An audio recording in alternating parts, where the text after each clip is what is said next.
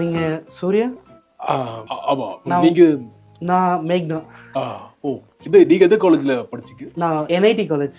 NIT-யா? நான் JJ college தான் படிச்சேன். அங்கதான் நான் உங்களை பார்த்திருக்கேன். நீங்க கல்ச்சரல்ஸ்ல கூட கிட்டார் வச்சிருக்கீங்க. என்ன இப்படிங்கிற என்னாச்சு? உன்னாலதான் மூச்சு கொஞ்சம் பத்தாம இருக்கு, வாங்கணும். வீசிங் ப்ராப்ளம் ஏதாவது வாயில அப்படி வச்சு அடிச்சு? அதெல்லாம் இல்ல, சும்மா வெளியே கொஞ்சம் போயிட்டு மூச்சு வாங்கிட்டு வரேன். சரி.